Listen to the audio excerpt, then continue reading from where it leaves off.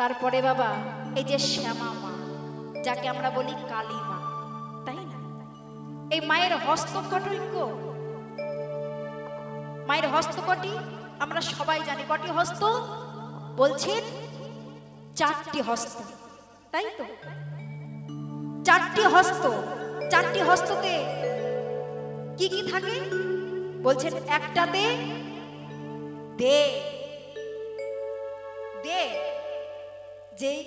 যেই দিবি আমিও তোদেরকে দেব। আর যদি না দিস, এই দেখ খড়গ দেখেছিস, খড়গ দিয়ে এই যে একটা মুন্ডু দেখেছিস, এই মুন্ডুটার মতো কেটে হাতে ঝুলিয়ে দেব, তাই না? একটাতে আমরা কি দিই? সন্দেশ কিংবা কদমাকেও দিই, তাই না? আর একটাতে মা কি করেন? আশীর্বাদ দেন। আর একটাতে খড়গ থাকে, আর একটাতে দেখি আমরা মুন্ডু, তাই না? সে মুন্ডুটা কোথাকার বলছেন? একটি শম্ভু নিঃশম্ভ নামে দুটি অসুর। যখন মা অসুরদেরকে বাবা নিধন করতে যাচ্ছিলেন, ঠিক তখনই এই শম্ভু নিঃশম্ভ এই অসুর কামনার বসে আমাদের জগৎ জননী দুর্গা মায়ের দিকে ধা করে আসছিলেন। আর যেই দুর্গা মায়ের দিকে ধা করে আসছিলেন, মায়ের তৃতীয় নয়ন থেকে যার সৃজন করলেন খড়গধারিণী সুন্দর মা কালী মায়ের সৃজন করলেন তার তৃতীয় নয়ন থেকে। নিতাই গৌর হরি বল। যেই তৃতীয় নয়ন থেকে সৃজন করলেন, অমনি সঙ্গে সঙ্গে ওই মা কালী কি করলেন? ওই শম্ভু নিঃশম্ভর ওই মস্তকটা ধরে ওই খড়গ দিয়ে কেটে নিজে সেই রক্তটা পান করে শ্রীগালকে দিয়ে পান করালেন। কেন? ওই রক্ত যদি রুধি যদি অন্য কোথাও পড়ে, আবার সঙ্গে সঙ্গে অসুরের সৃজন হবে, তখন এই দেশটা বাবা আর রক্ষা হবে না। তাই সকলে বাবা শ্যামা মাকে ভজনা করবে, শ্যামা মাকে ভালোবাসবে, শ্যামা মাও তোমাদের ভালোবাসবে। এবার মাকে যেই সামনে দর্শন করেছে, মাকে সামনে দর্শন করে মায়ের বদনখানি যে বলছেন, মা মা, আজকে যেন তোকে আজ অন্যরকম মনে হচ্ছে। মা বলে না, বলে না মা, তোর এত সুন্দর রূপখানি, তোর এত সুন্দর রূপখানি এমন কালো হয়ে গেল কি করে? মা মা তোর চোখের কাজল সারা গায়ে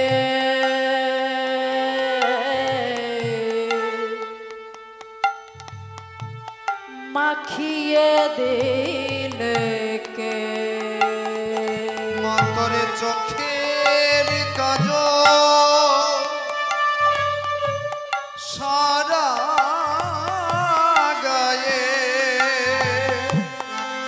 মাখিয়ে দিল কে? তোর চোখের কাজল সারা গায়ে মাখিয়ে দিল কে? বলি মাখিয়ে দিল শ্মশান চিত, ওগো মাখিয়ে দিল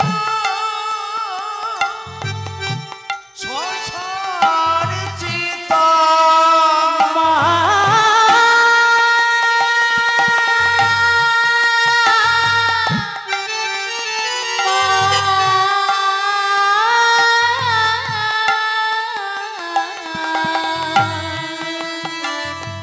তোকে মাখিয়ে দিল শ্মশান চিতা, তোরে মাখিয়ে দিল শ্মশান চিতা। বলি ভস্য দিল কে? মাখিয়ে দিল কে? মন্তরে চোখের কাজল সারা গায়ে মাখিয়ে দিল কে? মা, এইটা তুই কি পড়েছিস মা? বলিহারের মালা কোথায় পেলে যোগিনীর সেজে মতে হারের মালা কোথায় পেলি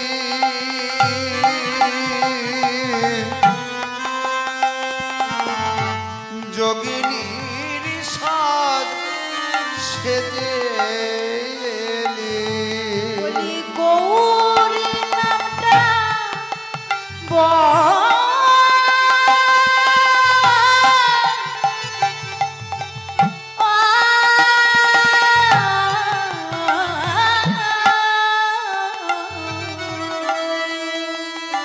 বলি গৌরী নামটা বলে মা গো তোর গৌরী নামটা বলে মা গো তোর ধরে নিল গে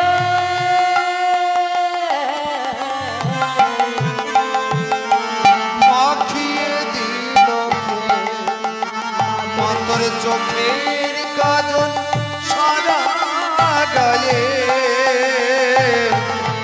মাখিয়ে দিল কে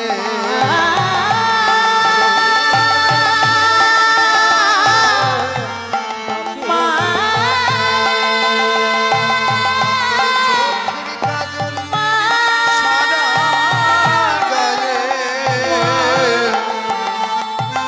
মাখিয়ে তাই দিল গৌর হরি বল। কে।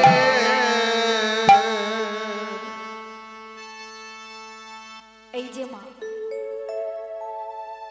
তাহলে বাবা প্রথমেই আমাদের গীতাই বলেছেন কি ইয়দা ইয়দা হি ধর্মস্য গ্লানি ভবতি ভারত অভ্যুত্থানম অধর্মস্য তদাত্মনম সৃজনমহং পরিত্রাণায় সাধুনা বিনাশয়চ্যত দুষ্কৃতান ধর্ম সমাস্থাপনায়ার্থে সম্ভাবামি যুগে যুগে। যোগে যোগে ইয়দা ইয়দা হি ধর্মস্য অর্থাৎ যখনই যখনই এই পবিত্র পৃথিবীতে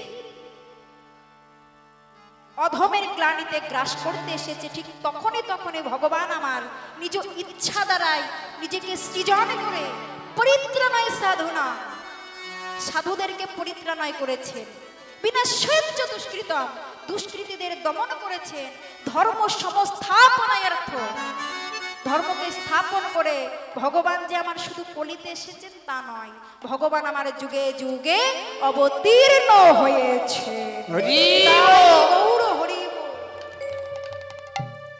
তাহলে এমন ভাবে এক সন্ধি অসুর শিশুপালের অত্যাচারে যখন এই পৃথিবীটা জর্জরিত ঠিক সেই সময় ভগবান আমার সৃজন হলেন কোথায় কংস কারাগারে যখন ভগবান আমার কংস কারাগারে সৃজন হলেন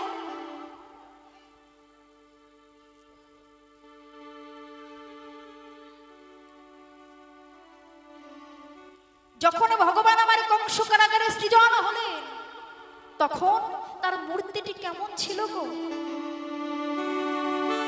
যখন কংস কারাগারে মা দৈবকীর উদরে সৃজন হলেন তখন তার মূর্তিটি ছিল কেমন বলি চতুর্ভুজ মূর্তি তাহা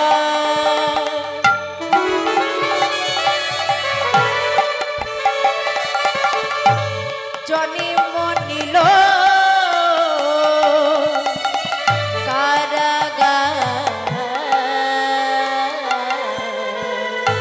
ওগো চতুর্ভুজ মূর্তি তাহার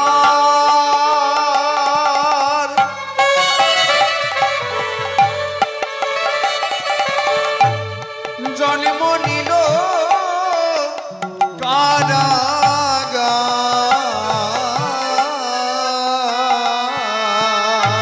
চতুর্ভুজ তাহা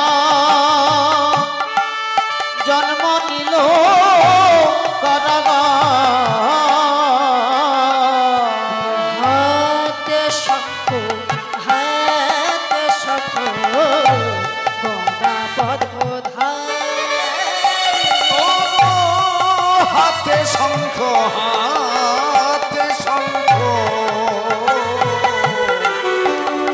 গদা পদ্মধারী। হাতে শঙ্খ হাতে শঙ্খ গদা পদ্মধার। উদয় হলো মধুপুরে। ওই উদয় হলো মধুপুরে। উদয় হলো মধুপুরে। জীবের দশা মলিন হরে উদয় হলো মধুপুরে।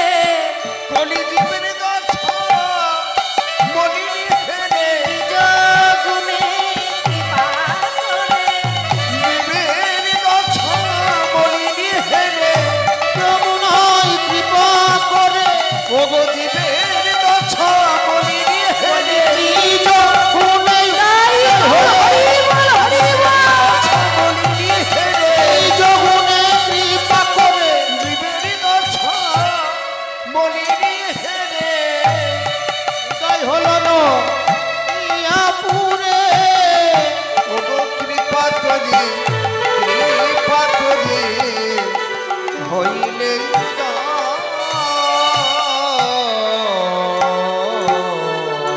আজ কৃপা করে হয়েছে উদয়। কোথায়? কংস কারাগারে মা দৈবকী উদরে। যখনই আমার কৃষ্ণ জন্ম নিল দৈবকী উদরে।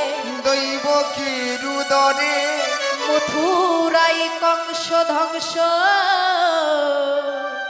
দেবগণ পুষ্প বৃষ্টি করে। পুষ্প বৃষ্টি করে। যখন অন্ধকারে কারাগারে ভগবান আমার সৃজন হলে আর এই এত সুন্দর মূর্তি দর্শন করে পিতা বসুদেব বলছেন, আরে এটা কে? এত সুন্দর মূর্তি, যেন এই কংস কারাগারটা অন্ধকারে ছিল। অন্ধকারে কারাগারে যেন এই শিশু জন্ম নেওয়াতে আমার কারাগারটা যেন আলোয় আলোকিত হয়ে গেল। কোথা থেকে এলো এই শিশু? এমন মূর্তি দর্শন করে আজকে পিতা বসুদেব মস্তকটি তুলে দেখছেন অন্য কেউ নয়, স্বয়ং নারায়ণ এসেছে তার কংস কারাগারে। তার বদনখানি তুলে বলছে না বড় জোর করে, প্রভু তুমি এসেছো আমার মতো হতভাগার কাছে। সঙ্গে সঙ্গে নারায়ণ বলছে, পিতা এত সুন্দর সন্তান যার, সেই পিতা কি কখনো হতভাগা হতে পারে গো? পিতা তুমি চিন্তা করো না। কিন্তু আমি চিন্তা করব না। ওরে বাবা, তুই যে আমার কাছে এসেছিস, ওই কংস মহারাজা যদি এখন জানতে পারে তোরে আগে আমার 7খানি পুত্র সন্তানকে পাষাণে মেরে হত্যা করেছে, এবারে তোকে যদি আমায় দেখতে পায়, ওই কংস মহারাজা আবার এক্ষুনি নিয়ে গিয়ে ওই পাষাণে মেরে তোকে হত্যা করবে।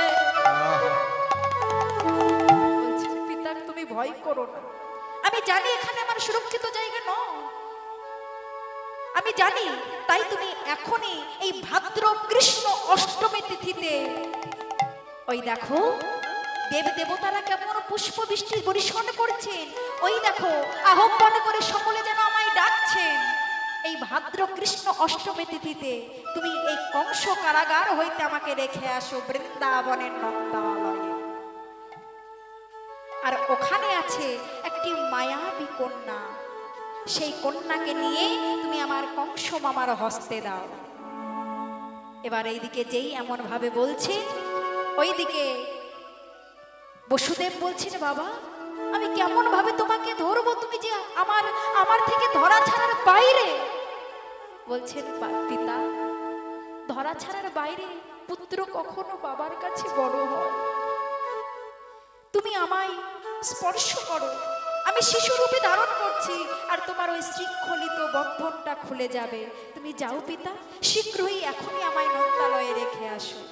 এবার বসুদেব সুন্দর করে ভগবানকে যেই হস্তে ধরলেন, প্রভু নারায়ণকে যেই নিয়ে যাচ্ছেন, ওইদিকে যেন চারিদিকে মেঘে গর্জন করছে, পুষ্প বরিশন হচ্ছে, যমুনা খুশিতে তরঙ্গ দিয়ে আজকে প্রভুকে উজান দিয়ে আজকে প্রভুকে ডাকছে, নিতাই গৌর হরি বল, হরি বল।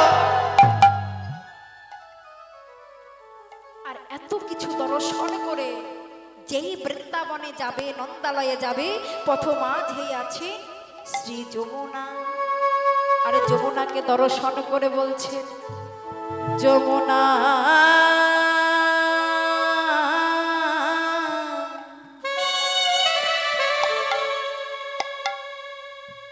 কেমনে পার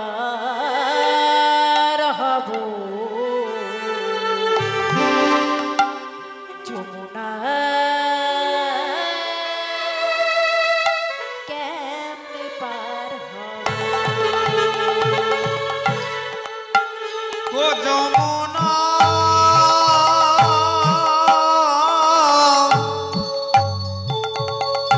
কেমনে পার হব, যমুনা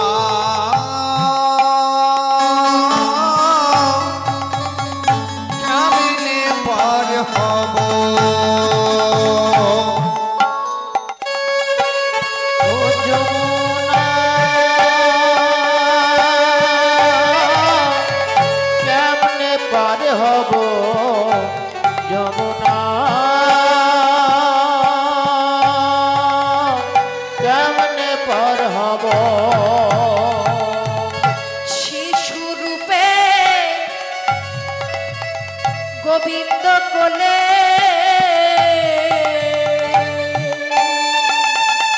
এই শিশু রূপে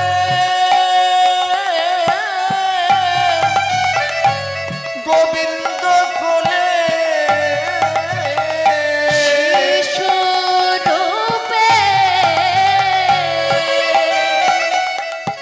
গোবিন্দ কোলে লইয়া যাব নন্দালয়ে। ও যমুনা তাই গৌর হরি কেমনে পার হব, যমুনা কেমনে পার হব, যমুনা কেমনে পার হব, যমুনা কেমনে পার হব। যেই যমুনাকে এমন ভাবে বলছে, এইদিকে প্রাণ গোবিন্দ আমার কি করেছেন গো, ওই আত্মার শক্তি মহামায়াকে স্মরণ করেছে, যোগমায়া পূর্ণমাসীকে। যোগমায়া পূর্ণমাসী একটি শ্রীকালিনীর রূপ ধারণ করে ছপ ছপ করে যমুনা পার হচ্ছে, আর তাহার উপর দর্শন করে আজকে বসুদেব বলছেন, ওই শ্রীকালটি যদি পারে, যিনি বদনে কৃষ্ণ বলতে পারে না, আর আমি এই বদনে বলতে পারি কৃষ্ণ, চলতে পারি, আর তার চেয়ে বড় কথা হচ্ছে আমার কোলে আছে আমার পুত্র রূপে স্বয়ং নারায়ণ, তাহলে আমি কেন পারবো না। এই বলে এক পদ দু পদ করে ওই যমুনার হৃদ মাঝারে পদ রেখেছে। আর যমুনার হৃদ মাঝারে যেই পদ রেখেছে, যমুনা কৃপা পাবে বলে খুশিতে তার ওই ঢেউটা বাড়িয়ে দিয়েছে। যেই ঢেউটা বাড়িয়ে দিয়েছে, বসুদেব ভাবছি নারী ওই যমুনা তো আমার পুত্রকে ভিজিয়ে দেবে, সঙ্গে সঙ্গে নাভি কমল থেকে বক্ষ কমলে নিলেন। যমুনা কৃপা চরণ পাবে বলে আবার তাকে উজান দিয়েছে। আর যেই উজান দিয়েছে, ভগবানকে আর বিলম্ব করলেন না, সঙ্গে সঙ্গে শিরে তুললেন। আর আবার যমুনা কৃপা পাবে বলে যে এত চেষ্টা করছি তবু ভগবান আমার বক্ষ মাঝে এসেছে।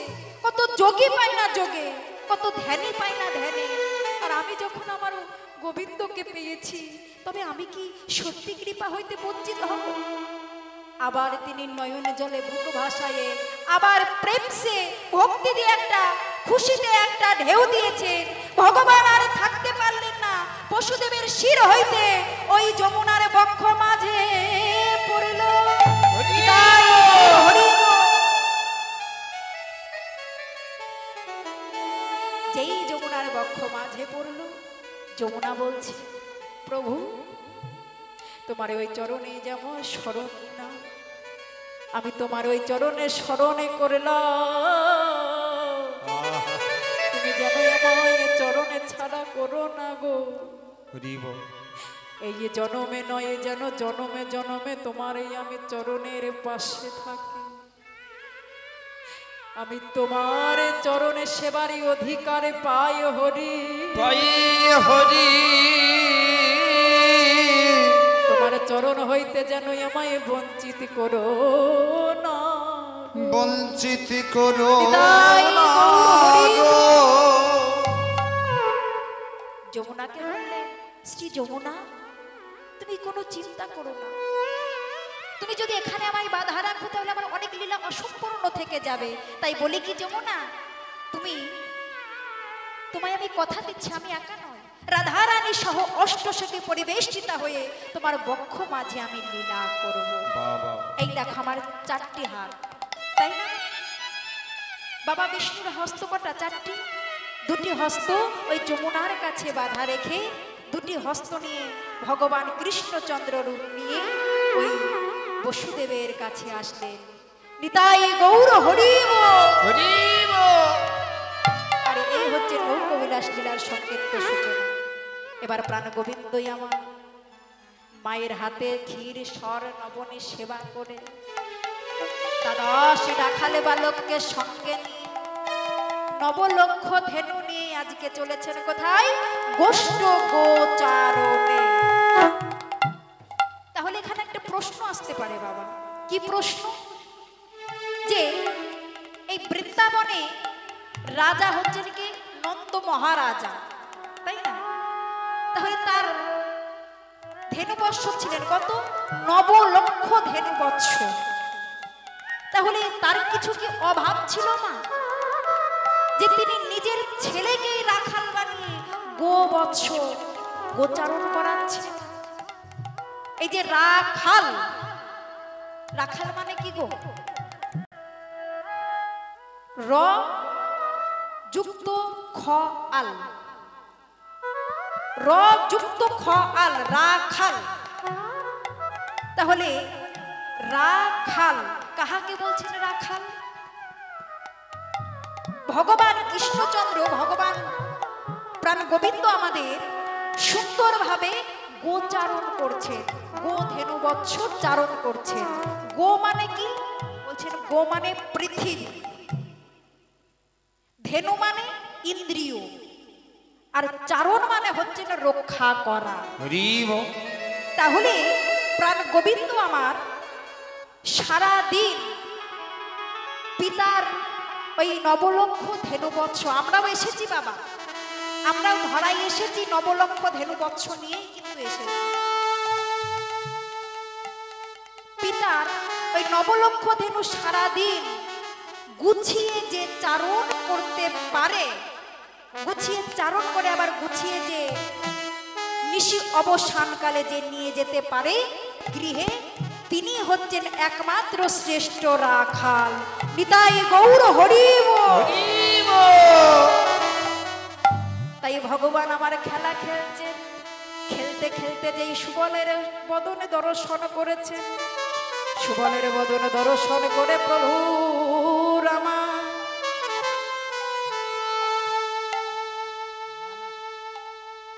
প্রভুর আমার কি হয়েছে? প্রভুর আমার সেই পুরবের কথা মনে হয়েছে, রাধারানীর কথা মনে হয়েছে। আর রাধারানীর কথা মনে হয়ে সুবলকে বক্ষ জড়িয়ে বলছেন, ভাই রে, আর যে আমার খেলা ভালো লাগে না,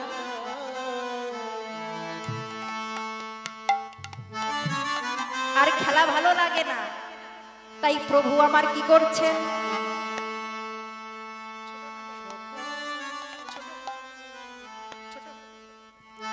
তাই এমন ভাবে খেলছেন, কি বলছেন, সখাগণ সঙ্গ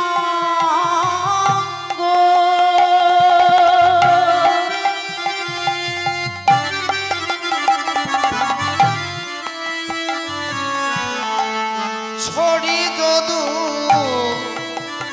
নন্দন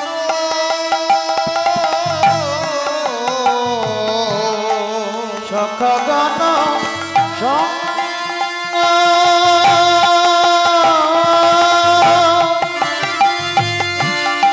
ছড়ি যত নন্দন চলো তহি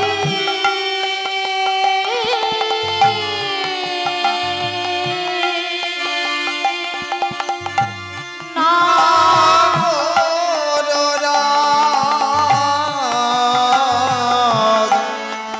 চলো তহি না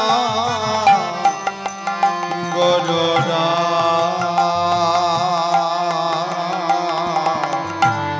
চলো তহি না গররা আজ সঙ্গ ছেড়ে চলে ছেড়ে আজ রাধা বদন মনে হয়ে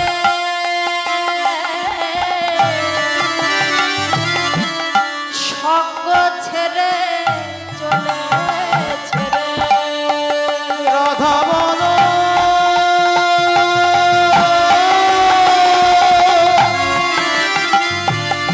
মনে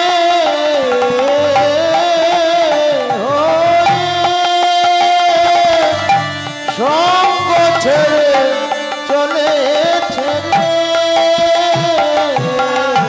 সুবল সখার বদন হেরে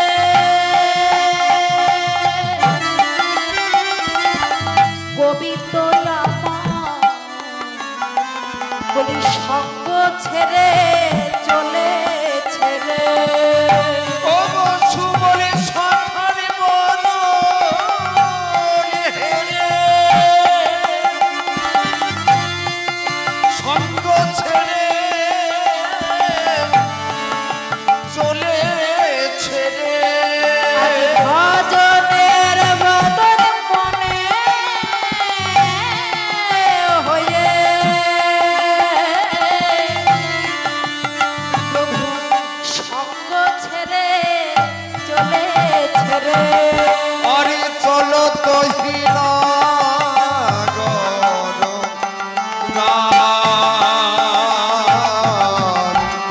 চলো তহিলা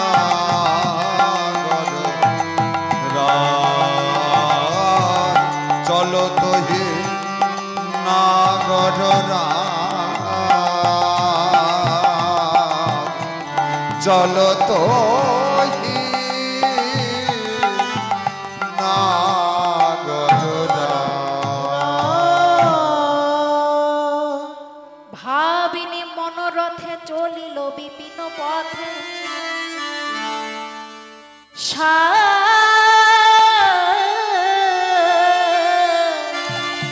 সাধিতে মনোমথকা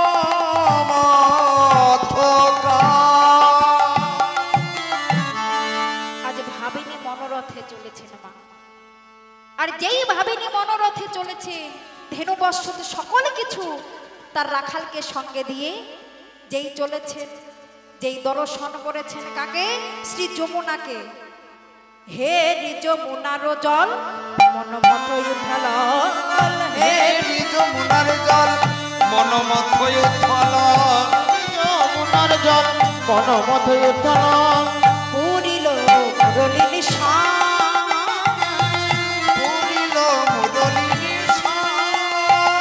পুরিল মুরলী নিশান।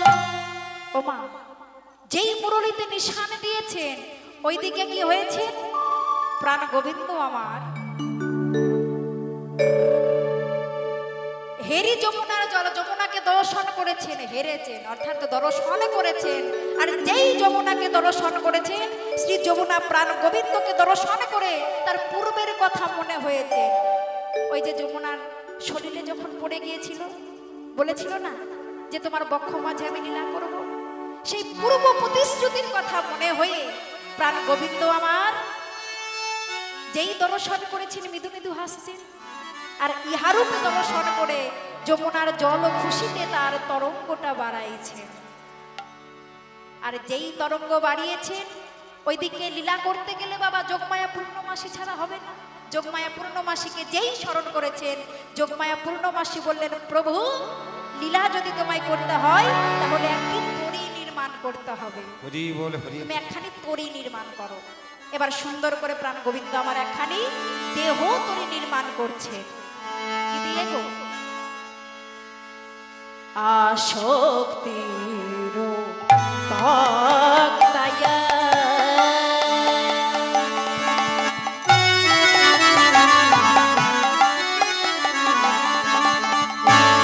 লালো ছড়িল দিল আসক্তির দয়া লালসার লোহ দিল আর নববিধা ভক্তি দিয়া গোরা গরিল। আরে নব ভক্তি দিয়া নয় গোড়া করিল। দিবে কবর রাগ দিয়া দুই গলই গরিল। আরি বিবিক বৈরাগ দিয়া দুই গলই গড়িল। আর সাধু সঙ্গ কানাদরে তাহাতে বাঁধিল। সাধু মাহাত জুড়িল। আর ধৈর্য নামের খারা কালে তাহাতে চড়াইল। ধরিজ নামের দ্বারা খানি তাহাতে চড়াইল। আর রাধা নামে সাদা বাতা উড়াইয়া দিল। সাধবাদা উড়াইয়া দিল। প্রাণে ধৈর্য থাকা চাইব। প্রাণে ধরিজ থাকা চাইব। প্রাণে ধৈর্য থাকা চাইব।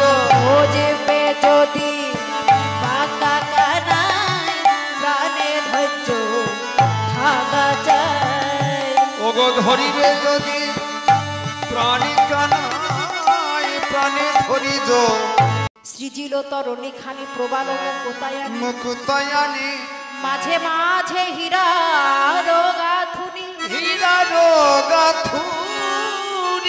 শিকি পুচ্ছ কুঞ্জা ছড়া রজ তো কাঞ্চনে মোরা কে রোয়ালো বাজ তো কিরকিরি। গেরুয়ালো বাজত কিঙ্কিরি। এমন ভাবে সুন্দর করে একখানি তরী নির্মাণ করেছে। গোবিন্দ দাসেরও ঘনে কি আনন্দ হইল মনে, রুনু ঝুনু নু পুরো বাজে। এমন ভাবে সুন্দর করে যেই তরী নির্মাণ করেছেন, যোগমায়া পূর্ণমাসী বললেন, প্রভু শুধু তরী নির্মাণ করলেই হবে না, তাকে বাদিনীর ঘরে থেকে আনতে গেলে তোমাকে তরীর ওপরে বসে নাবিক হয়ে বসে থেকে বাঁশি বাজাতে হবে। হরি বল হরি। বাঁশি যদি না বাজাও তাহলে তো প্রাণ গোবিন্দ তোমার রাধে আসবে না ছুটে। হ্যাঁ, তাহলে এই যে রাধা, রাধা নিতাই গৌর হরি বল।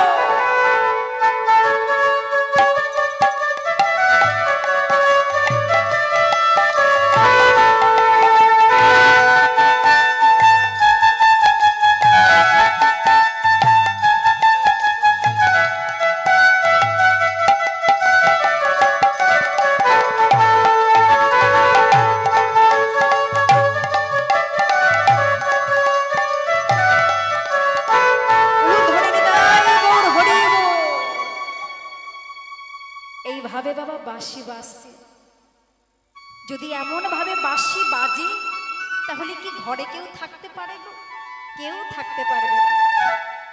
তাই তো বাবা রাধা, এই যে রাধা এই বাঁশি শুনে ওই আয়ানের ঘর হইতে ছুটে ছুটে চলে যায় প্রাণ গোবিন্দের কাছে। রাধা ঊর্ধ্ব থেকে নিম্নগামী তাহাকে বলে ধারা, আর নিম্ন থেকে ঊর্ধ্বগামী তাহাকে বলে রাধা। তাহাকে বলে তাই গৌর হরি রাধা। এই যে রাধা, রাধার স্বামীটিকে গো, রাধার স্বামীর নাম কি? বলে আয়ান ঘোষ। তাই তো আবার মায়েরা বলছেন আয়ান ঘোষ যদি হবে তাহলে নিতুই নিতুই কেন ফাঁক পেলে ওই কৃষ্ণের কাছে চলে যায়? হ্যাঁ, তাহলে কৃষ্ণ মনে হয় স্বামী, তাই না? আমরা বলি না, মা কি বলি গো, আমাদের যদি কোন ঘরের বউ যদি স্বামী ছাড়া অন্য কারোর সাথে সম্পর্ক করে তাহাকে কি বলা হয়? পরকিয়া করছে। তাই তো, পরকিয়া করছে। রাধারানী আমার ঘরের স্বামী ছিল যার নাম হচ্ছেন আয়ান ঘোষ। আয়ান ঘোষ স্বামী থেকেও যেই বাঁশির ধ্বনি শুনতে পাই ওই ভগবান কৃষ্ণচন্দ্রর কাছে চলে যায়, কারণ রাধারানী তো আর অন্য কেউ না, স্বয়ং লক্ষ্মী দেবী। তাহলে আয়ান ঘোষের ঘরে এলো কিভাবে? বলছেন সেটা পূর্বে যেতে হবে। পূর্বে আয়ান ঘোষ ছিলেন কে? সুতপা ঋষি। আয়ান ঘোষ ছিলেন সুতপা ঋষি, যেই ঋষি ওই ভগবান বিষ্ণুর আরাধনা করছিলেন, ধ্যানে মগ্ন ছিলেন। বিষ্ণু বিষ্ণু বিষ্ণু বলে দুটি নয়নে জলে বুক ভাসাইয়ে শুধু ডাকছিলেন। প্রভু নারায়ণ তার ধ্যানে সন্তুষ্ট হয়ে তাকে দেখা দিলেন। যেই দেখা দিলেন সঙ্গে সঙ্গে বললেন, বলো বলো ভক্ত, তুমি কি চাও আমার থেকে? আমি তোমার ধ্যানে প্রসন্ন হয়েছি, আমি খুশি হয়েছি, বলো তুমি আমার থেকে কি চাও? সুতপা ঋষি বললেন, প্রভু আমি অন্য কিছু নয়, তোমার যে প্রেয়সী, তোমার যে সহধর্মিনী, তোমার যে ভালোবাসা, আমাদের স্বয়ং লক্ষ্মী দেবীকে, তোমার স্ত্রীকে আমার স্ত্রী রূপে আমি পেতে চাই। নিতাই গৌর হরি বল। সঙ্গে সঙ্গে প্রভু নারায়ণ ক্রোধান্বিত হয়ে বললেন, সুতপা তুমি এটা কি বলছো? যাকে জগতের লোক মা বলে ডাকে, যাকে জগতের লোক সকলে পুজো করে, তুমি কিনা তাকে স্বয়ং লক্ষ্মী দেবীকে মা না ডেকে নিজের স্ত্রী রূপে পেতে চাও? লক্ষ্মী দেবী এই কথা শুনে কাঁদছে। কাঁদতে কাঁদতে প্রভু নারায়ণের কাছে এসে প্রণামে জানিয়ে বলছেন, ও গো তুমি এটা এই বলে তুমি রাজি হইও না, তুমি বলো, তুমি বলে দাও তুমি এই বর দিতে পারবে না। প্রভু নারায়ণ বললেন, লক্ষ্মী গো আমি যে ভক্ত বৎসল্য ভগবান, ভগবান হয়েছি আমি। যদি একবার ভক্ত আমায় মনে খুলে ডাকতে পারে, আমি যে সেই ভক্তের কাছে বাধা হয়ে যাই। হরি বল হরি। আমায় যে ও ভালোভাবে কত ভক্তি দিয়ে ডেকেছেন, আমি যে তাকে কথা দিয়েছি, সঙ্গে সঙ্গে স্বয়ং লক্ষ্মী মাতা এসে বলছেন, এই যে তুমি এমন ভাবে যখন আমায় ডেকেছো, আমি তোমায় অভিশাপ করে দেব। তোমার স্ত্রী হব আমি ঠিকই, তবে ইহ যুগে নয়। নারায়ণ বললেন, শোনো, এহ যুগে তোমাকে লক্ষ্মী দেবীকে দিতে পারবো না, তবে আগত দাপরে আমি হব কৃষ্ণচন্দ্র, আর লক্ষ্মী হবে রাধা, আর তোমার ঘরে যাবে, তুমি হবে আয়ান ঘোষ, আর তোমার ঘরে যাবে লক্ষ্মী মাতা। লক্ষ্মী বললেন, তবে তুমি হবে নপুংস, আমি তোমার স্ত্রী হব, কিন্তু লীলা করব ভগবান কৃষ্ণচন্দ্রের সাথে। নিতাই গৌর হরিব। এবার স্বয়ং লক্ষ্মী এসেছেন তারপরে আয়ানের ঘরে। যেদিন বাসর রাত হয় বাবা, লক্ষ্মী মাতা বসে কাঁদছেন লক্ষ্মী মাতা, আর এইদিকে আয়ান ঢুকেছে বাসর ঘরে। আয়ান দেখছেন কাঁদছেন ফুপিয়ে ফুপিয়ে। শুধু তাই নয়, বদনে শুধু কৃষ্ণ কৃষ্ণ কৃষ্ণ বলে কাঁদছে। যেই কৃষ্ণ বলে কাঁদছে, আয়ান বললেন, ও বুঝেছি, তুমি তোমার ভাবটা তুমি বুঝতে পেরেছো, আর তুমি কৃষ্ণ কৃষ্ণ বলে তোমার যাবার পথটা, তোমার পথটা তুমি পরিষ্কার করছো। তবে আমিও কিন্তু চুপ করে থাকবো না, তুমি থাকো তোমার কৃষ্ণ নিয়ে, আমিও যাব, আমার মায়ের সাধনা করব, আমার মাকে আমি ডাকবো। হরি বল হরি। তাই আয়ান চললেন কোথায়? আয়ান কার ভক্ত ছিলেন? শ্যামা মায়ের ভক্ত ছিলেন, তাই না মা? তাই আয়ান চললেন কোথায়? শ্যামা মাকে ভজনা করতে।